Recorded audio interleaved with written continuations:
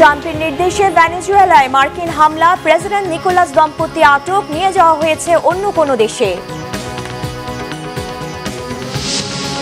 তাসনিম জারা, barrister Anis সহ কয়েক তারকা প্রার্থীর মনোনয়ন বাতিল। ইসি নিরপেক্ষতা নিয়ে প্রশ্ন নাসিরুদ্দিন পাটোয়ারির, মিলেমিশে প্রতিদ্বন্দ্বিতার ঘোষণা সার্জিসের। শীতের তীব্রতার মাঝে আজও খালেদা জিয়ার কবরে দোয়া ও শ্রদ্ধা, ফ্যাসিবাদের বিরুদ্ধে লড়াই চালিয়ে যাওয়ার প্রত্যয়। ঠান্ডায় কাঁপছে গোটা দেশ, বাড়ছে শ্বাসকষ্ট সহ বিভিন্ন রোগবালাই, আরও 4টি শৈত্য প্রবাহের আভাস আবহাওয়া অধিদপ্তরের। ভারতের ক্রিকেট বোর্ডের নির্দেশে মুস্তাফিজকে আইপিএল থেকে বাদ দিল কেকেআর, বাংলাদেশ ভারতে নিন্দার ঝড়।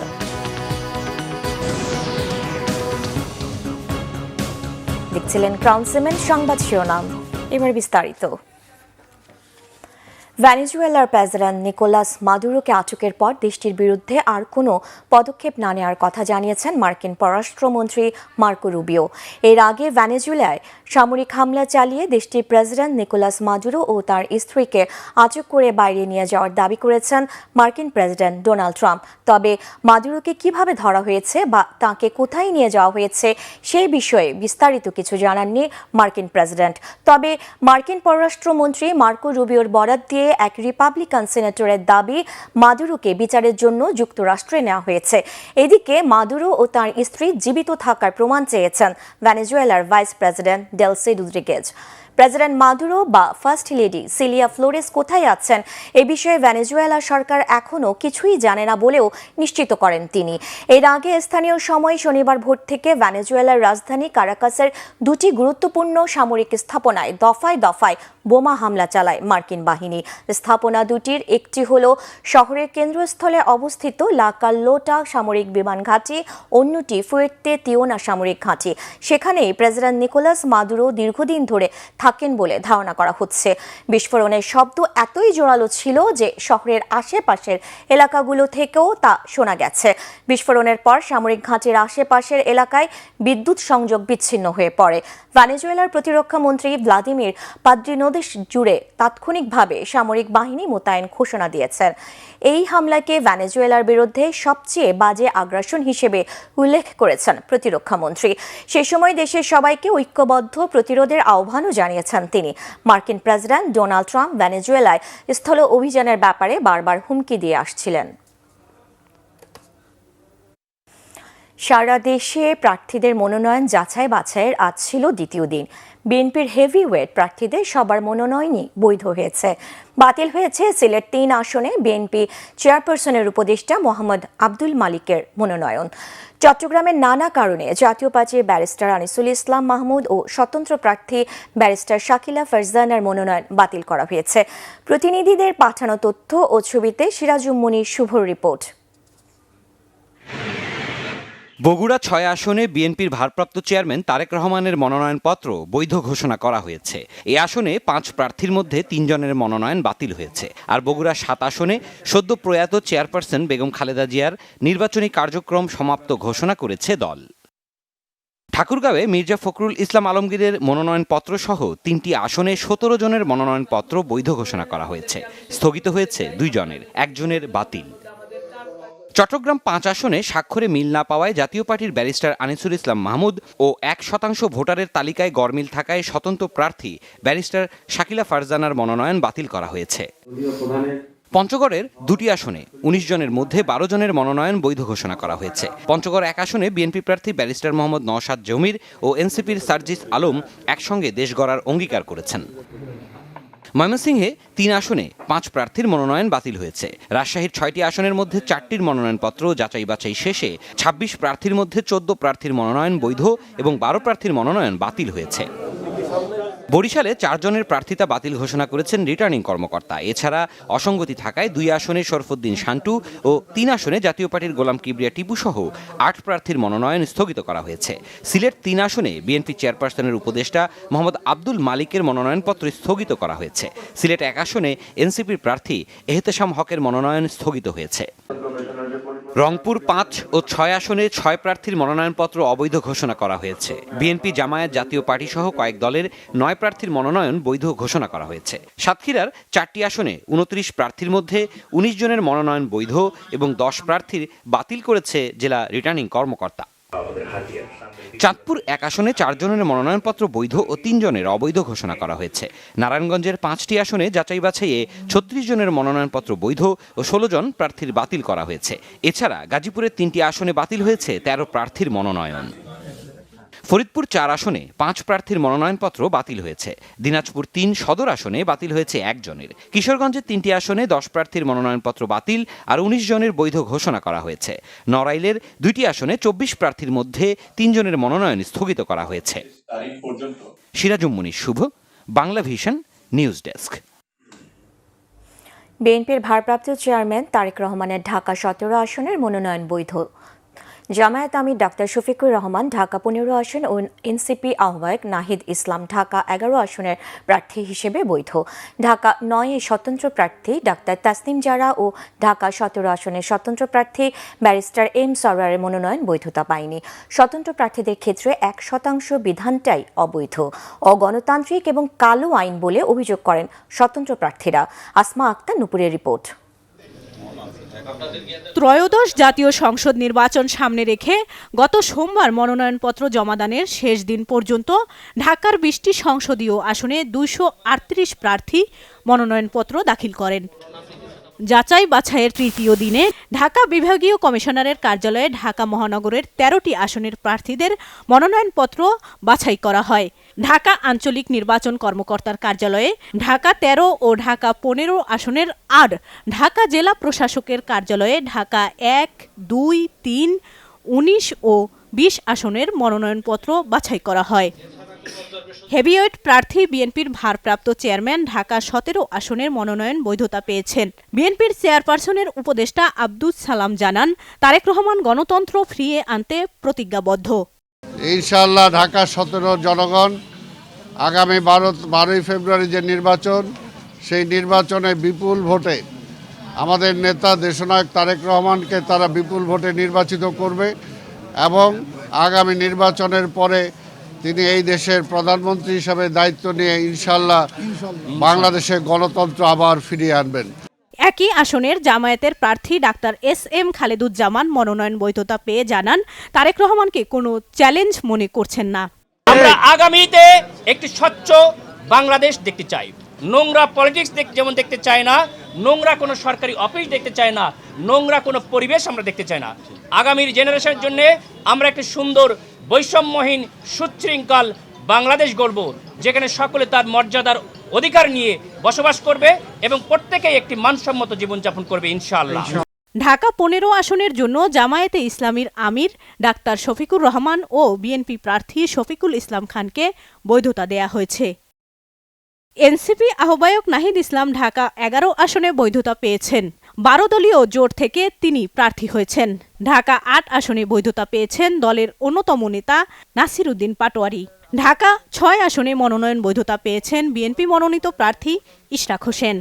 ঢাকা 6 আসন থেকে ধানের শীষ মার্কা নিয়ে আমার মনোনয়নপত্রটি বৈধ ঘোষণা করা হয়েছে। আলহামদুলিল্লাহ, আমরা যে কোনো ধরনের সহযোগিতা করতে প্রস্তুত রয়েছি। যেহেতু বিএনপি একটি বড় দল, আমাদের সংগঠন রয়েছে, আমরা একটি শান্তিপূর্ণ এবং গণতান্ত্রিক এবং সকলেই যাতে ভোট কেন্দ্রে উপস্থিত হয়ে যার যার পছন্দসই মার্কায় তারা ভোট দিতে পারেন অথবা প্রার্থীদেরকে ভোট দিতে পারেন, সেটি নিশ্চিত করার জন্য আমরা সকল কিছু করার জন্য প্রস্তুত রয়েছি। প্রার্থী হিসেবে, একজন নাগরিক হিসেবে এটি আমি রিটার্নিং কর্মকর্তাকে জানিয়ে এসেছি। বিভিন্ন জায়গায় যেমন দেবিদ্বারে সেখানে ঋণ খেলাপি, যেটা হলো হাসনাত আবদুল্লাহ আপত্তি তুলেছিলেন, সেটার এখনো সুরাহা করা হয়নি এবং বিভিন্ন জায়গাতে আরও আছে প্রশাসন বিএনপির দিকে ঝুঁকে পড়েছে, তারা সেই বিষয়গুলো আপত্তি তুলেছেন। আমরা এই পর্যন্ত এখানে আপত্তি পাইনি। আমরা মনে করি ঢাকা 8-এ পলিসি বেসড একটি সুষ্ঠু ইলেকশন হবে, এখানে পেশি শক্তির কোনো মহড়া হবে না, মাফিয়াতন্ত্র কায়েম হবে না। আমরা এখনো পরিস্থিতি যেটা দেখছি সেটাতে আমরা মনে করি নিরাপত্তার ঘাটতি রয়েছে। বৈধতা পেয়ে প্রার্থীরা জানান, আগামীতে বৈষম্যমুক্ত বাংলাদেশ গড়তে কাজ করবেন। তবে নির্বাচন কমিশন যেন কোনো বিশেষ দল বা প্রার্থীদের প্রতি পক্ষপাতমূলক আচরণ না করে সে বিষয়ে সতর্ক করেন। ইতিমধ্যে অপারেশন ডেভিল হান্ট চলছে, কিন্তু এখনো পর্যন্ত মানুষের কিন্তু নিরাপত্তা বোধটা কিন্তু নিশ্চিত হয়নি। ফলে অপারেশন ডেভিল হান্ট সহ অবৈধ অস্ত্র উদ্ধার, এমনকি যেসব বৈধ অস্ত্র নির্বাচনের সময় প্রতিদ্বন্দ্বী অথবা ভোটারদেরকে ভয়ভীতি দেখানোর জন্য ব্যবহৃত হতে পারে, সরকারের উচিত হবে অনতিবিলম্বে অবৈধ অস্ত্র সহ সকল ধরনের অস্ত্রকে আইনের আওতায় নিয়ে আসা, সরকারের হেফাজতে এটাকে নিয়ে আসা। আমরা তো আর জোটের প্রার্থী হিসেবে নমিনেশন পেপার দিই না, আমরা দিয়েছি দলের পক্ষ থেকে। তখন আমি চিন্তা করব ব্যাপারটাকে কি করা যায়। আমার দলের লোক যেমন আমাকে চায়, আমি মনে করি এই জায়গা থেকেও সেরকম রিয়াকশন আমি পেয়েছি। বাংলাদেশে নতুন নির্বাচন, নতুন বাংলাদেশ তৈরি করার ক্ষেত্রে ভূমিকা রাখবে এবং সেখানে নারী পুরুষ সকল প্রার্থী, বিশেষ করে এবারের প্রার্থীদের মধ্যে একটা বড় অংশ নারী, তরুণ এবং বাংলাদেশের যে নাগরিকরা আছে তারা প্রত্যেকে তাদের ভোট দেবেন। স্বতন্ত্র প্রার্থী হিসেবে 1% ভোটের স্বাক্ষর জমা দেওয়ার বিধান ও কিছু কিছু ক্ষেত্রে ভুল থাকায় বৈধতা পাননি এনসিপি থেকে পদত্যাগ করা নেত্রী স্বতন্ত্র প্রার্থী তাসনিম জারা। স্বতন্ত্র প্রার্থীদের ক্ষেত্রে 1% বিধানটাই অবৈধ, অগণতান্ত্রিক এবং কালো আইন দাবি অনেকের। কারণ হিসেবে যেটা নির্বাচন কমিশন বলেছে, আপনারা জানেন যে স্বতন্ত্র প্রার্থীর জন্য বিধি অনুযায়ী 1% ভোটারের স্বাক্ষর নিতে হয়। সেই 1% ভোটারের সংখ্যা যা হয় তার চেয়ে আমরা বেশি স্বাক্ষর সাবমিট করেছি, প্রায় 200-র মতো বেশি ছিল। সেখান থেকে ওনারা দৈবচয়নের মাধ্যমে 10 জনের ভেরিফিকেশন করতে গিয়েছেন, সত্যতা যাচাই করতে গিয়েছেন। সেখানে 8 জনের ওনারা তথ্য সঠিক পেয়েছেন। 2 জনের ক্ষেত্রে ওনারা মানুষটাকে খুঁজে পেয়েছেন, সত্যতা যাচাই করতে পেরেছেন, কিন্তু সেই 2 জন ঢাকা নয়ের ভোটার ছিলেন না, ওনারা জানতেন না ওনারা ঢাকা নয়ের ভোটার। মনোনয়ন বাতিলের মধ্যে বেশিরভাগ স্বতন্ত্র প্রার্থী বলে জানান রিটার্নিং কর্মকর্তা। মনোনয়নপত্র আমরা বিক্রি করে নিয়েছিলেন 253 জন, মনোনয়নপত্র জমা দিয়েছিলেন 174 জনে। আজকে বাছাই শেষে 119টি মনোনয়ন বৈধ বিবেচিত হয়েছে, 54টি মনোনয়নপত্র বাতিল হয়েছে, একটি মনোনয়নপত্র স্থগিত আছে। উনি সময় চেয়েছেন, এটা স্থগিত আছে। সারা দেশে মনোনয়নপত্র বাছাই কার্যক্রম রবিবার শেষ হবে। রিটার্নিং কর্মকর্তাদের সিদ্ধান্তের বিরুদ্ধে আপিল করা যাবে 5 থেকে 9 জানুয়ারির মধ্যে।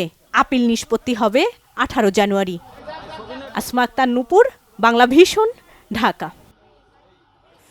দর্শক, এই মুহূর্তে বিএনপি চেয়ারপারসনের গুলশান কার্যালয়ে আছেন আমাদের সহকর্মী নাবিল জাহাঙ্গীর। সরাসরি কথা বলবো তার সাথে। নাবিল, গুলশান কার্যালয়ের আজ তারেক রহমানের সাথে কারা কারা সাক্ষাৎ করেছেন, কোনো কর্মসূচি আছে কিনা জানাবেন। সাবরিনা, আপনি জানেন যে বেগম জিয়ার প্রয়াণে বিএনপি দলীয়ভাবে 7 দিনের যে শোক পালন করছে সেটি আজকেও চলছে এবং আজকে আমরা দেখেছি সকাল থেকে বিভিন্ন সামাজিক সংগঠন এবং পেশাজীবী সংগঠনে যারা নেতৃবৃন্দ রয়েছেন তারা এখানে আসছেন এবং শোক জানাচ্ছেন। সেই সাথে যে শোক বইটি খোলা হয়েছিল সেখানে তারা স্বাক্ষর করেছেন। আমরা বিকেল 5:30টার দিকে আমরা দেখেছি যে টেলিভিশন মালিকদের যে সমিতি এটকো, তার সভাপতি অঞ্জন চৌধুরীর নেতৃত্বে একটি প্রতিনিধি দল এখানে এসেছিল এবং তাদের সাথে পরে তারা গণমাধ্যমের সাথেও কথা বলেছেন। তারা যেটি জানিয়েছেন যে বেগম জিয়ার প্রয়াণে তারা শোক জানাতে এখানে এসেছেন এবং শোক বইয়েও তারা স্বাক্ষর করেছেন। এছাড়াও কিন্তু আমরা দেখছি যে বিএনপির নেতৃবৃন্দরাও কিন্তু এই চেয়ারপারসনের কার্যালয়ে এসছেন। আমরা দলের মহাসচিব মির্জা ফখরুল ইসলাম আলমগীর, তিনিও ভেতরে আছেন। তারা এমনিতে আলাপ আলোচনা করছেন, তবে আজকে কিন্তু ঘোষিত কোনো কর্মসূচি নেই। তারেক রহমানও ভেতরে রয়েছেন এবং তারেক রহমান আজকে তার যাকে প্রেস সচিব নিয়োগ করা হয়েছে সালেহ শিবলি, তিনিও কিন্তু গণমাধ্যমের সাথে কথা বলেছেন। তিনি যেটি জানিয়েছেন যে একটি দায়িত্বশীল সরকার এবং জবাবদিহিমূলক সরকার এবং সুষ্ঠু নির্বাচনের জন্য কিন্তু গণমাধ্যমের একটু স্বাধীনতা এবং দায়িত্বশীল আচরণ, সেটি তারা বলছেন যে খুবই গুরুত্বপূর্ণ ভূমিকা পালন করবে এবং সেই ক্ষেত্রে তারা প্রত্যাশা করছেন যে গণমাধ্যম সেই ভূমিকাটি পালন করবে। এবং তিনিও যেটি জানিয়েছেন যে দলের পক্ষ থেকে তাকে যে দায়িত্ব দেওয়া হয়েছে, অর্থাৎ গণমাধ্যমের সাথে যোগাযোগ এবং জনগণের কাছে যে বার্তা পৌঁছে দেয় সেটিও তিনি সঠিকভাবেই পালন করবেন। তিনি কিন্তু এমনটাই জানাচ্ছিলেন। তবে সব মিলিয়ে যেহেতু এখনও বিএনপি চেয়ারপারসন বেগম জিয়ার প্রয়াণের যে শোক সেটি এখনও রয়েছে, সেই কারণে আসলে আমরা দেখছি যে বিভিন্ন ধরনের যারা স্থানীয় নেতৃবৃন্দ রয়েছেন তারাও কিন্তু চেয়ারপারসনের কার্যালয়ের আশেপাশে তারা ভিড় করছেন। তবে দলের পক্ষ থেকে এখানে যারা সাধারণ নেতাকর্মী রয়েছেন তাদেরকে ভিড় না করার এক ধরনের নির্দেশনাও রয়েছে। তো সব মিলিয়ে আমরা যেটি আসলে দেখতে পাচ্ছি বিভিন্ন সামাজিক সংগঠন এবং পেশাজীবী সংগঠনের যারা নেতৃবৃন্দ তারাই আজকে মূলত এসেছিলেন। সাবরিনা, ধন্যবাদ নাবিল। নিজের প্রস্তাবক ও সমর্থককে প্রকাশ্যে অপহরণের অভিযোগ তুলে অবাধ ও সুষ্ঠু নির্বাচন নিয়ে গভীর শঙ্কা প্রকাশ করেছেন জাতীয় পার্টির একাংশের চেয়ারম্যান ব্যারিস্টার আনিসুল ইসলাম মাহমুদ। শনিবার বিকালে রাজধানীর গুলশানে নিজ বাসভবনে জরুরি সংবাদ সম্মেলনে এসব অভিযোগ করেন তিনি। জানান, শনিবার সকালে তার প্রস্তাবক ও সমর্থক সহ দলীয় নেতাকর্মীরা চট্টগ্রাম জেলা প্রশাসকের কার্যালয়ে মনোনয়ন বাছাই প্রক্রিয়ায় অংশ নিতে গেলে চট্টগ্রাম ৫ আসনে বিএনপির মনোনীত প্রার্থী মীর হেলালের সমর্থকরা তাদের নাজেহাল করেন। ঘটনার পরপর কোতোয়ালি থানাকে জানালে পুলিশ তার প্রস্তাবক ও সমর্থকদের রিটার্নিং অফিসারের কার্যালয়ে যেতে সহযোগিতা করে। তবে পুলিশ চলে যাওয়ার কিছুক্ষণের মধ্যেই জেলা প্রশাসকের কার্যালয়ের সামনে থেকে তার প্রস্তাবক ও সমর্থকদের অপহরণ করে নিয়ে যাওয়া হয় বলে অভিযোগ করেন ব্যারিস্টার আনিস। পরে পুলিশ তাদের উদ্ধার করে বলে জানান জাতীয় পার্টির একাংশের চেয়ারম্যান। একটা নির্বাচন চেয়েছিলাম, যারা নির্বাচনে যাবেন, প্রতিদ্বন্দ্বী হবেন, তারা নির্ভয়ে প্রতিদ্বন্দ্বী হতে পারবেন, যারা ভোট দিতে আসবেন তারা নির্ভয়ে ভোট দিতে পারবেন, এরকম একটা আমরা চেয়েছিলাম পরিবেশ সৃষ্টি হবে। কিন্তু আমি বলতে বাধ্য হচ্ছে যে আমরা সেরকম একটা পরিবেশ দেখছি না। সাবেক প্রধানমন্ত্রী এবং বিএনপি চেয়ারপারসন খালেদা জিয়ার কবর জিয়ারতে আজও সমাধিসৌধে ঢল নামে মানুষের। সকাল থেকে ঘন কুয়াশা আর তীব্র শীত উপেক্ষা করে সমাধিস্থলে আসেন বিভিন্ন শ্রেণী পেশার মানুষ। কুরআন তেলাওয়াত ও দুরূদ পাঠ করে বেগম জিয়ার রুহের মাগফিরাত কামনায় দোয়া করেন সবাই। এদিকে বিএনপি সিনিয়র যুগ্ম মহাসচিব রুহুল কবির রিজভী বলেছেন, বেগম খালেদা জিয়ার নৈতিকতা আর দেখানো আদর্শ নিয়েই এগিয়ে যাবে দল। শুভ মাহফুজের রিপোর্ট। শনিবার সকাল ১১টায় জাতীয়তাবাদী মহিলা দলের নেতাকর্মীদের সাথে বেগম খালেদা জিয়ার সমাধিতে শ্রদ্ধা জানাতে আসেন বিএনপির সিনিয়র যুগ্ম মহাসচিব রুহুল কবির রিজভী। দোয়া ও মুনাজাত শেষে গণমাধ্যমকে তিনি জানান, গণতন্ত্রের আপোষহীন নেত্রীর আদর্শকে ধারণ করেই এগিয়ে যাবে বিএনপি। চক্রান্ত হয়েছে, ষড়যন্ত্র হয়েছে, তার চিকিৎসা দিতে দেওয়া হয়নি, তার ভুল চিকিৎসা দেওয়া হয়েছে ইচ্ছাকৃতভাবে, এবং তার খাওয়া এবং অন্যান্য কিছুতেই সন্দেহ রয়ে গেছে। কেন এই নেত্রী তিলে তিলে ধীরে ধীরে মৃত্যুর মুখে পতিত হলেন? এ সময় বেগম খালেদা জিয়ার আবেগঘন স্মৃতিচারণ করেন মহিলা দলের সভাপতি আফরোজা আব্বাস। তার কাছে সবকিছু শেয়ার করতাম। আমার মায়ের ছায়া থেকে আসলে বঞ্চিত হলাম। এখন আমরা আমাদের ভারপ্রাপ্ত চেয়ারম্যান হয়তো আমাদের ভাইয়ের স্নেহ দেবেন, ভাইয়ের মমতা দিয়ে নারীদের জন্য কাজ করবেন, কিন্তু মায়ের স্নেহ তো আমরা পাবো না, মায়ের মমতা তো আমরা পাবো না। সেই জায়গা থেকে আসলে আমরা জাতীয়তাবাদী মহিলা দল অবশ্যই বঞ্চিত হলাম, যেটা মানে অপূরণীয়। জাতীয়তাবাদী শ্রমিক দলের নেতাকর্মীদের নিয়ে বিকেলে বেগম খালেদা জিয়ার সমাধিতে শ্রদ্ধা জানান বিএনপির স্থায়ী কমিটির সদস্য নজরুল ইসলাম খান। এ সময় শহীদ জিয়া ও বেগম জিয়ার আত্মার মাগফিরাত কামনা করেন তিনি। আমরা তাদের দুইজনের প্রতি শ্রদ্ধা জানিয়েছি, তাদের দুইজনের জন্য দোয়া করেছি। আমরা শহীদ রাষ্ট্রপতি জিয়াউর রহমান নিজেকে শ্রমিক বলে ঘোষণা করে আমাদের সবাইকে সম্মানিত করেছিলেন, মর্যাদা দিয়েছিলেন, আর এই শ্রমজীবী মানুষের জন্য তার অসংখ্য অবদান আছে। দেশনেত্রী বেগম খালেদা জিয়াও শ্রমজীবী মানুষের জন্য অনেক কিছু করেছেন। এদিকে বেগম খালেদা জিয়ার প্রতি শ্রদ্ধা জানাতে শনিবারও জনতার ঢল নামে সমাধিস্থলে। শ্রদ্ধা নিবেদন ও পবিত্র কোরআন তেলাওয়াত করে দেশনেত্রীর মাগফিরাতের জন্য দোয়া করেন সবাই। বিএনপির অঙ্গ ও সহযোগী সংগঠনের নেতাকর্মীদের পাশাপাশি সমাধিস্থলে আসেন দল মত নির্বিশেষে নানা শ্রেণী পেশার মানুষ। দেশের মাটিতে থেকেছেন, ওনার মৃত্যু এইভাবে হয়েছে। আল্লাহ রাব্বুল আলামিন সেই উপহার ওনাকে দিয়েছেন। উনি যে আশা করেছিলেন এই দেশের, ওনার ঠিকানা দেশে, দেশের বাইরে নয়। বিশ্বের সকল মুসলমান যেন এই জিয়া পরিবারের জন্য, মহান স্বাধীনতা ঘোষক শহীদ রাষ্ট্রপতি জিয়া রহমানের জন্য এবং দেশনেত্রী খালেদা জিয়ার জন্য দোয়া করে। প্রিয় নেত্রী হারানোর পরে আমরা শোকে খুবই কাতর। এই শোককে কাজে লাগিয়ে দেশনায়ক তারেক রহমানের নেতৃত্বে আগামী ছাত্রদল আরও সুসংগঠিত হবে। বেগম খালেদা জিয়ার প্রতি সম্মান জানাতে এসে আবেগ আপ্লুত হন এই বৃদ্ধাও। জিয়া রহমানের কালা তুমি পুরো আযাব হইতে মুক্তি করে জান্নাতুল ফেরদাউসে শান্তি দান করো, আর দুনিয়াতে যারা আছে তাদেরকে আল্লাহ তুমি মিলেমিশে চলার তৌফিক দান করো। সাবেক তিনবারের প্রধানমন্ত্রীর সমাধিতে শ্রদ্ধা জানান বিভিন্ন সামাজিক, রাজনৈতিক ও সাংস্কৃতিক সংগঠনের নেতাকর্মীরাও। শুভ মাহফুজ, বাংলা ভিশন, ঢাকা। বিএনপির ভারপ্রাপ্ত চেয়ারম্যান তারেক রহমানের একান্ত সচিব হিসেবে ABM আব্দুস সাত্তারকে এবং প্রেস সচিব হিসেবে সালেহ শিবলিকে নিযুক্ত করা হয়েছে। বিএনপি সিনিয়র যুগ্ম মহাসচিব রুহুল কবির স্বাক্ষরিত এক প্রেস বিজ্ঞপ্তির মাধ্যমে এ তথ্য জানানো হয়। এর আগে ABM আব্দুস সাত্তার প্রয়াত বিএনপি চেয়ারপারসন বেগম খালেদা জিয়ার একান্ত সচিব হিসেবে দায়িত্ব পালন করেছেন। AM সালেহ শিবলি ভারপ্রাপ্ত চেয়ারম্যান তারেক রহমানের প্রেস সহ গুরুত্বপূর্ণ দায়িত্ব পালন করে আসছেন। এছাড়া সালেহ শিবলি ঢাকা রিপোর্টার্স ইউনিটির সাধারণ সম্পাদক হিসেবেও দায়িত্ব পালন করেছেন। শীতে কাবু জনজীবন, চলমান শৈত্যপ্রবাহে কাঁপছে গোটা দেশ। শীতের তীব্রতা থাকবে সপ্তাহ জুড়েই। চলতি মৌসুমে মৃদু থেকে মাঝারি ও মাঝারি থেকে তীব্র আরও 4টি শৈত্যপ্রবাহ বইবে সারা দেশে। এদিকে শীতের চরম দুর্দশায় ছিন্নমূল ও শ্রমজীবী মানুষ, শ্বাসকষ্ট ও ঠান্ডাজনিত রোগী বেড়েছে হাসপাতালগুলোতে। শনিবার দেশের সর্বনিম্ন তাপমাত্রা 9 ডিগ্রি সেলসিয়াস রেকর্ড করা হয়েছে রাজশাহীতে। মোবাশ্বের আহমদের রিপোর্ট। টানা 10 দিন ধরেই শীতের দাপট ঢাকাসহ সারা দেশে। রাতে কোথাও কোথাও সন্ধ্যার পর নামছে কুয়াশা বৃষ্টি। এবারের শীতের এমন দাপটে জনজীবন নাস্তানাবুদ। পৌষের শেষ সময়ের এই শীত আরও বাড়তে পারে বলে জানিয়েছে আবহাওয়া অফিস।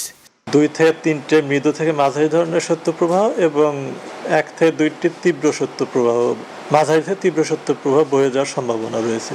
এবং যখনই শৈত্যপ্রবাহটা তীব্র আকার ধারণ করে সেক্ষেত্রে তাপমাত্রা 4 ডিগ্রি পর্যন্ত নেমে আসতে পারে। যখন আপনি সূর্যের আলো পাবেন না তখন তো এই দীর্ঘমেয়াদী একটা কিন্তু শীতের তীব্রতাটা অনুভূত হবে। চলমান শৈত্যপ্রবাহে বেশি ভুগছে ছিন্নমূল ও খেটে খাওয়া মানুষ। ভোরে কাজে বের হতে পারছেন না রিক্সা চালক, ভ্যান চালক ও দিন মজুরেরা। ঠান্ডা তো লাগে, তারপরে ফেটে তো খিদা, কি করবো, এটা বসে থাকলে তো কেউ দিবে না। এই জন্য গাড়ি নিয়ে বার যা চালাতে পারে। সকাল পর্যন্ত 40 টাকা ছাড়া গাড়ি চালাইছি।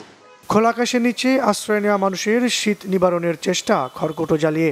বাবা ঠিক মতো কর্ম হয় না বাবা, শীতকাল ঠান্ডার কারণে বাবা তরকারি টোকাইতে পারি না। এখন তো অবস্থা খারাপ না, 4-5 দিন ধরে কাজ করতে পারি না, ঠান্ডা বেশি।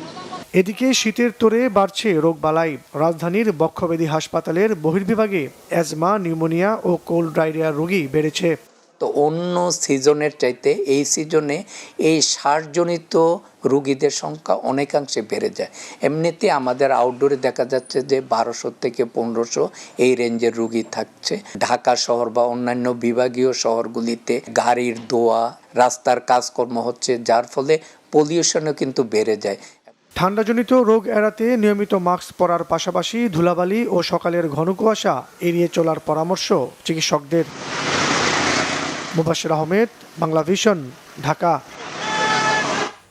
ভারতীয় ক্রিকেট বোর্ড BCCI এর নির্দেশনা অনুযায়ী IPL এর পরবর্তী মৌসুমে কলকাতা নাইট রাইডার্সের স্কোয়াড থেকে বাংলাদেশের পেসার মুস্তাফিজুর রহমানকে ছেড়ে দিয়েছে ফ্র্যাঞ্চাইজি কর্তৃপক্ষ।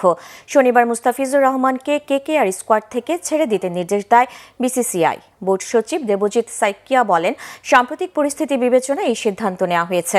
দুপুরে সামাজিক যোগাযোগ মাধ্যমে নিজেদের অফিসিয়াল পেজে একটি বিজ্ঞপ্তি প্রকাশ করে KKR, নিশ্চিত করে 2026 IPL আর খেলছেন না বাংলাদেশি কাটার মাস্টার।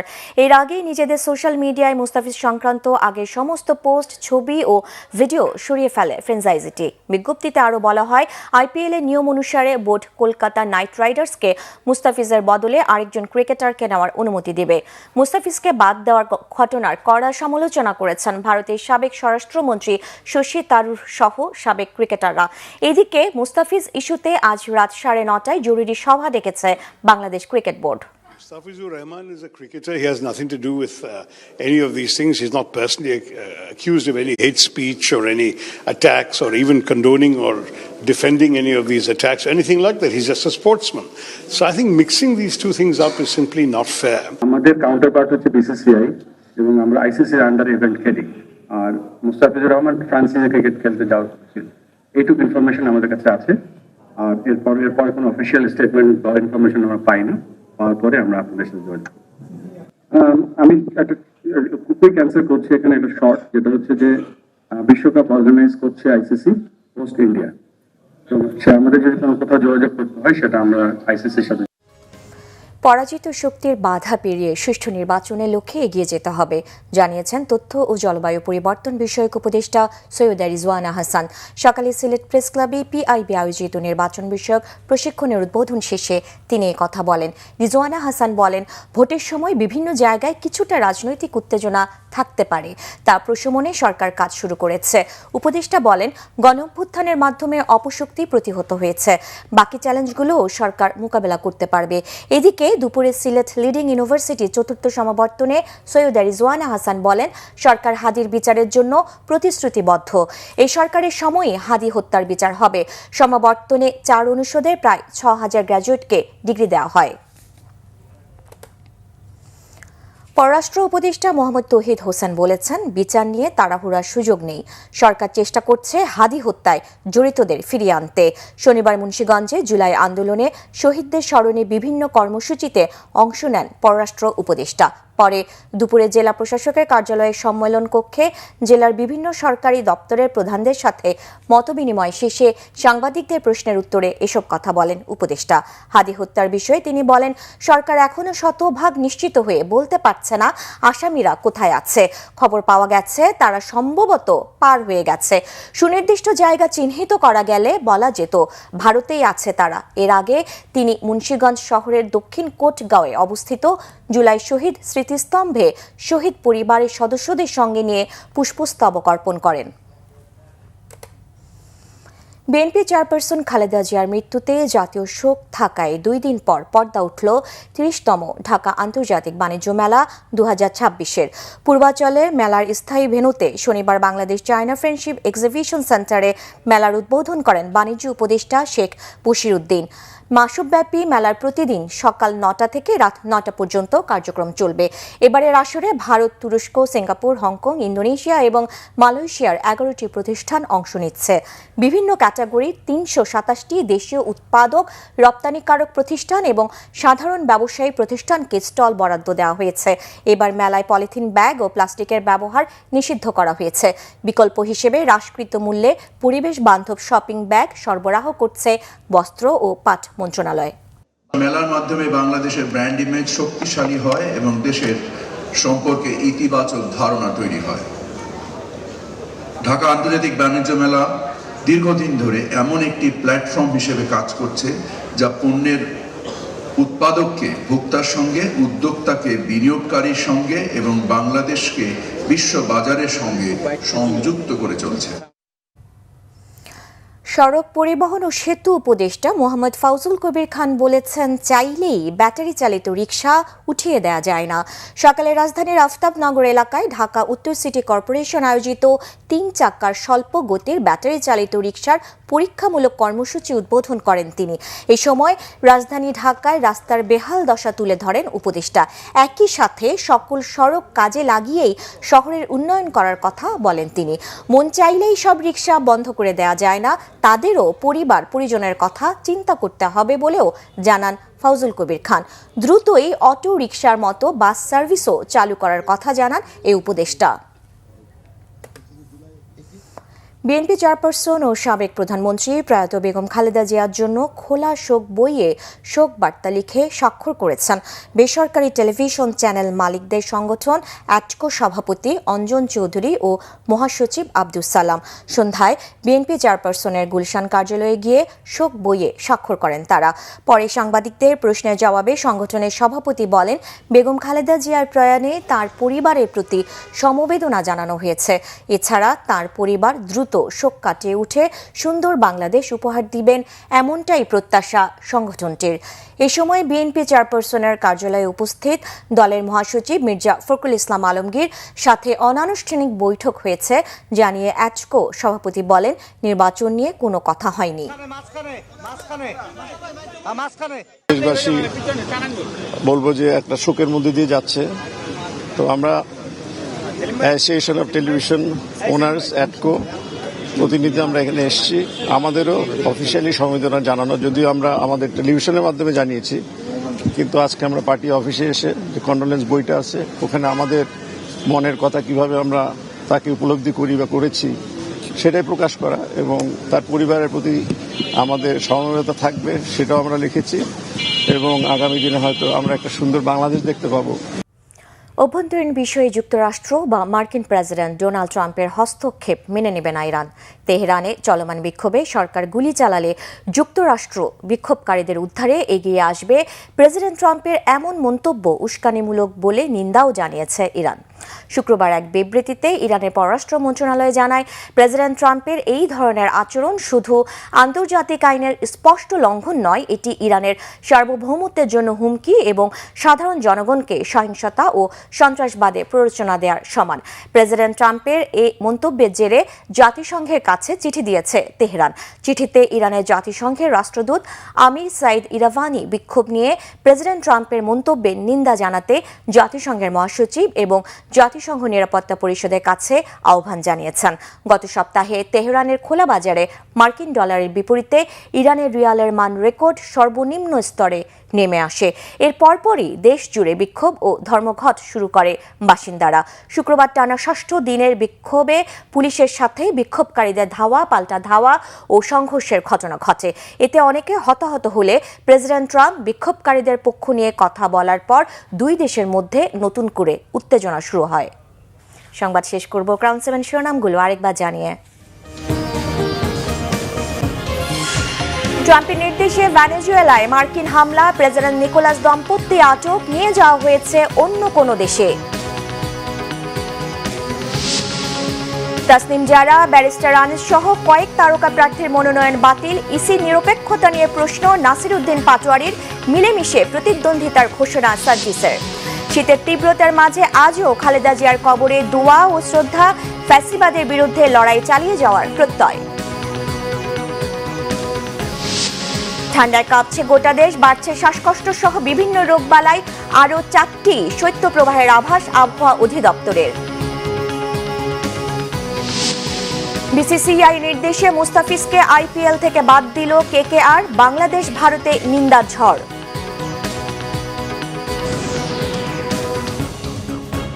এই ছিল এখনকার মতো। পরের সংবাদ রাত 10:30টায়। এর আগে 9টায় নিউজ 20 দেখার আমন্ত্রণ রইল।